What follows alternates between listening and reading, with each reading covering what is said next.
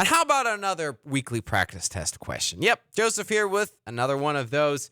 This will be a good one. Talking about checkout, and we did a request for comments, if you will, a couple weeks ago, and was trying to figure out like what are some of the areas that people feel most weak on.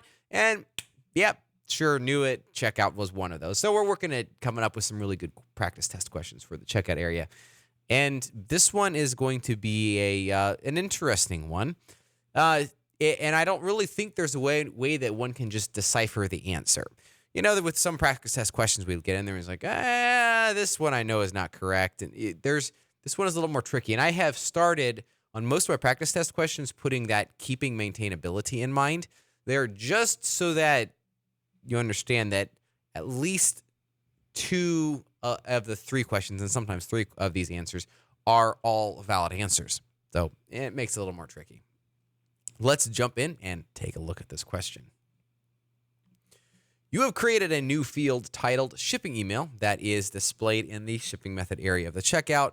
Side note, this was originally started discussing last week, and we're continuing this train of thought in the practice test question today. The value is stored in a UI component, keeping maintainability in mind. How do you send this email to the server when placing the order? So email address there in specific. All right, so what is our options in this case? Create a mixin for place order JS to load the value from the shipping email UI component and adjust the payload. Okay, so this is a possibility, perhaps. I mean, it seems like a reasonable answer. If we just look at the code here, we see we have our place order, and we have some examples here. So we have our payload that's sent up, storage post, payload. Now, one quick trick here is when you do submit an order, make sure to open up Chrome Developer Tools, select Preserve Log, and then you can go back and find the Web API request that's the place order request. No, it's not place order. It's the set payment information, I believe, request.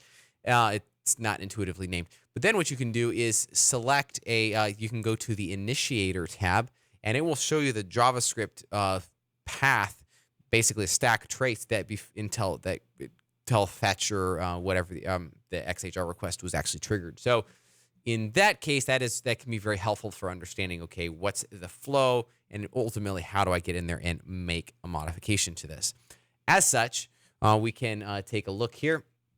And ultimately, yeah, I think we could probably get a mixin to work here. So yeah, I would say A is a possibility. However, in almost every case, we would steer away from using a mixin, just because depending on how much code we're having to copy, if we're having to copy a lot of code, if we're not having to copy code, it's not as big of a deal. But as soon as we start copying code, we start running into compatibility issues because we're upgrading from, say, 2.4.3 to 2.4.4, and maybe something in this mechanism changes and the copied code changes. So now basically the code that is running in the mixin is actually out of date, and that's really bad. And we might not even catch that until a few months down the road when we get a bug report. And how do we fix it? I don't know. So that would be a reason to steer clear of mixins depending on how much is actually copied. So A is a possibility. Let's look at B. Include place order hooks in the UI component and adjust the payload when requested. All right, so let's jump into the code for this example. What is place order hooks? Well, you already actually saw this. This is included in called the dependency injection, for lack of a better term. We come down here and we see we have our hooks. Was in this in our actual call it variable declaration here. We have we have an each hooks.request modifiers. We fire this modifier and we pass the payload.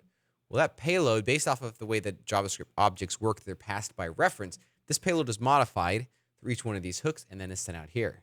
Whoa, now we're talking, right? So we can see that place order captcha also uses this place order hooks, and we can see that we have a request modifiers.push and passing in these values. This is specifically changing the headers, but changing the payload is just as applicable. As such, this is to me, the best option so far. Let's look at C.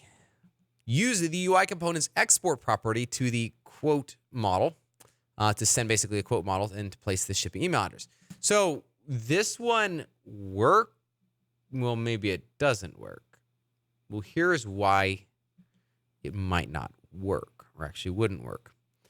If we are changing this quote model detail,